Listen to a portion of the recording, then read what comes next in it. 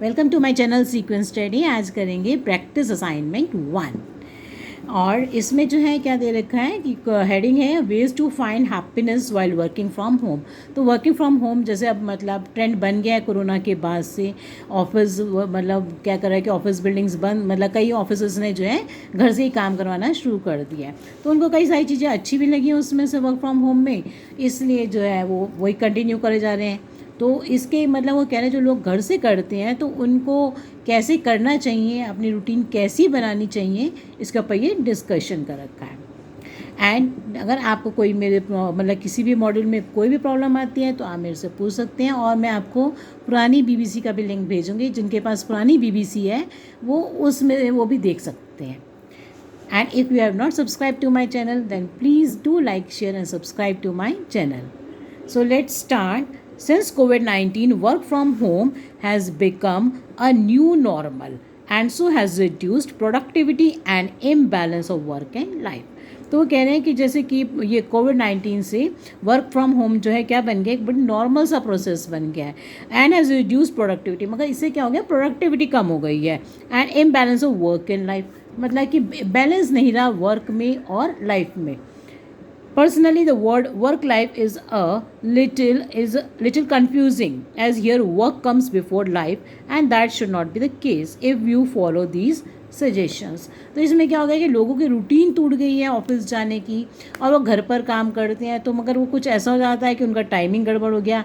अगर वो ऑफिस जाते थे तो जल्दी उठ रहे हैं, तैयार हो रहे हैं, मगर अब क्या हो गया, वर्क फ्रॉम होम करना है, इसलिए जो है वो लेज़ी हो जाते हैं कुछ लोग और जो है ऐसे ही बैठ जाते हैं।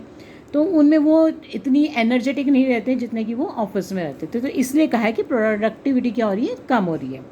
Start your day keeping in mind the following. तो कह रहे हैं कि अपना दिन शुरू करो और इन बातों का ध्यान रखो. Stick to a time table. एक टाइम टेबल बनाओ. If you are starting at 9 AM, अगर तुम्हारा ऑफिस 9 बजे शुरू होता है सुबह, make sure you start the day eight 9 AM. तो अपना जो है 9 बजे ही आप अपना काम शुरू करो. And similarly have a routine to end your day at a designated time. और जिस रूटीन पे आपका टाइम जो ख़त्म होता है उसी टाइम पे आप अपना काम ख़त्म करो. Maintain a target for the day. एक टारगेट रखो अपने दिन का पूरा. Sit with your to do list inclusive of meeting times and tea lunch breaks. और एक ऐसी लिस्ट बनाओ जिसमें आपको जो है उसी के अकॉर्डिंग आप चलो. जिससे क्या होगा, आपके मीटिंग टाइम्स भी जिसमें इंक्लूडेड हो, चाय और खाने का टाइम भी इंक्लूडेड हो, ब्रेक्स भी हो. That should be the first thing to be prepared in the morning. सबसे पहले आप उसी दिन की पहले दिन की लिस्ट बना लो कि आपको पूरे दिन में क्या क्या करना है. Last but not the least, सबसे आखिरी काम मगर बिल्कुल कम नहीं, पूरा उतना ही बराबर, ड्रेसअप. ड्रेसअप का मतलब है कि आप ढंग से तैयार हो जाओ.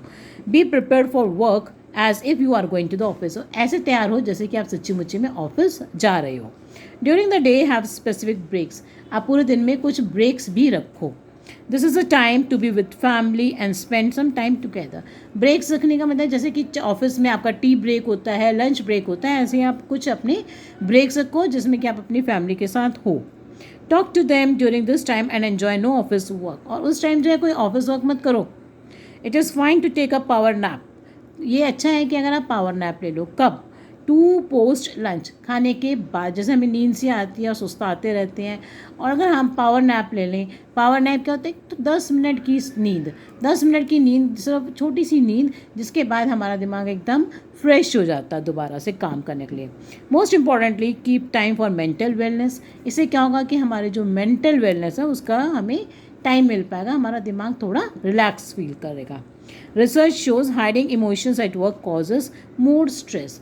अब जितने भी रिसर्चेस हैं उसमें पता चला है कि अगर हम जो है अपना काम कर रहे हैं और हमें कुछ किसी बात का क्या है, कुछ हमारे इमोशंस हो रहे हैं, मतलब हम थोड़े से अपसेट हैं और किसी से कुछ सब छुपाते हैं, अपने फीलिंग्स को छुपा रहे हैं, तो हमारे को क्या हो जाएगा, उसके साथ साथ वर्क के साथ साथ हमारा स्ट्रेस भी बढ़ जाएगा.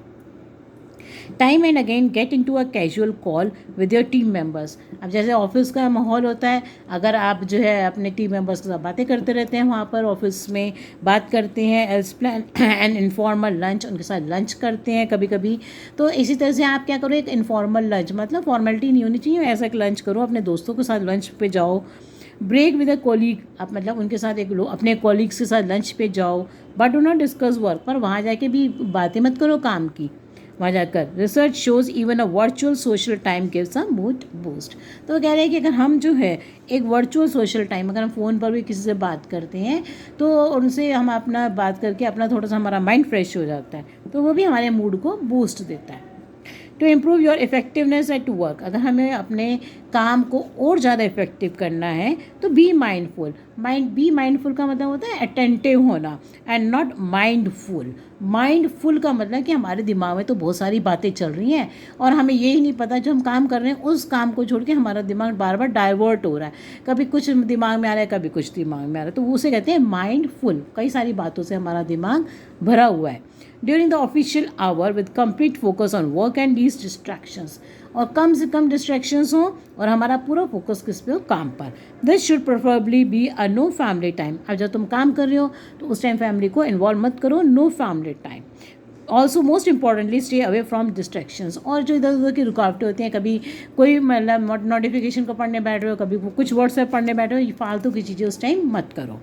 Use work life balance apps that can help you pause notifications from social media during the office hours to you reduce unnecessary distractions।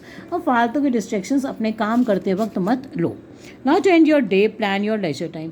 अब जब दिन ख़त्म हो तो आप ये नहीं है कि आप थोड़ा सा अपने आप को रिलैक्स करो, लेजर टाइम लो, आराम करने का टाइम होता है leisure time. Some time it's tough to end the day at plan time. कई बार हमारा काम खिंच जाता है और हमारा को जैसे 6 बजे पूरी हमारी छुट्टी होनी है तो हम नहीं कर पाते हैं, तो क्या कहते हैं कई बार लेट भी हो जाता है।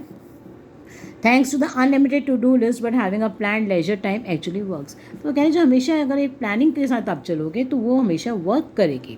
Have a plan to walk with your spouse और even better tell your kids you will be available from 7 onwards. You will be surprise to see the magic. Kids will be right there at 7 to play with you.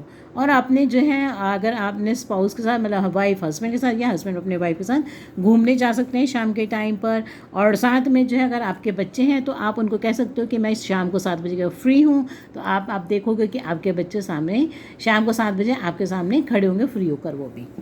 For the rest of the evening make sure you are not in the same room and keep moving in order to not think of the work all the time. और जिस कमरे में आप काम करते हो बार बार उस कमरे में मत जाओ क्योंकि आपको अपने काम की फिर टेंशन होगी। So going back to the same room और प्लेस इज स्ट्रिक्टली अननोन हो, जैसे बार बार अपने कमरे में मत जाओ।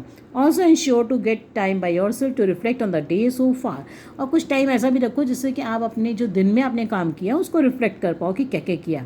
Indulging in hobbies is effective in order to refresh your mind. Hobbies अगर आपकी जैसे कि आपकी गार्डनिंग है, कुछ भी हॉबी है, म्यूज़िक सुनना है, तो वो भी आपकी हॉबीज़ जो होती हैं आपको रिफ्रेश करती हैं आपके माइंड को। Also ensure ending the day on a positive mode, और अपना दिन जो है एक अच्छे मोड पर ख़त्म करो। विद ग्रैटिट्यूड, ग्रैटिट्यूड का मतलब थैंक्स दो, मतलब कोई अगर आपको कोई एडवाइस करता है with thanks and by implementing these strategies, और इन स्ट्रेटजीज़ को अप्लाई करके one will be able to focus significantly on themselves. एक इंसान जो है जो काम करता है वर्क फ्रॉम होम तो वो अपना भी ध्यान दे सकता है, family and work at the same time, और अपने काम का भी ध्यान दे सकता है एट द सेम टाइम। तो let's start the question answers. The author's tone कैसी है, वो एडवाइज़र वाली, वो एडवाइस ही तो कर रहा है पूरे में। उसके बाद देखो इनमें जो दे रखे होते हैं इनका मीनिंग क्या है, जैसे कि देखो हम पहला भी लगा सकते हैं कि जो challenge of work life balance is without question one of the most significant struggles faced by modern man. तो ये बात तो है, ये भी हो सकता है। अब देखो सेकेंड भी हो सकता है, जैसे अकॉर्डिंग टू द पैराग्राफ है तो we need to do a better job putting ourselves higher on our own to do list, कि हम लिस्ट बनाएं टू डू लिस्ट, उसमें जो हम अपने आप को ऊपर रखें, क्योंकि उन्होंने कहा ना वर्क लाइफ, तो उनको ठीक नहीं लगा क्योंकि life should come before work, तो ये भी हो सकता है। तो मोस्ट जो है ज़्यादातर बी लगाइए। Next one piece of advice, तो कौन सा पीस ऑफ एडवाइस बता रहे हैं वो, द ऑथर गिव्स, क्या ऑथर देता है, the author advises that we should get ready before starting our work from home and dress up as we are going to office. The purpose is that we feel fresh and full of energy to do our office work.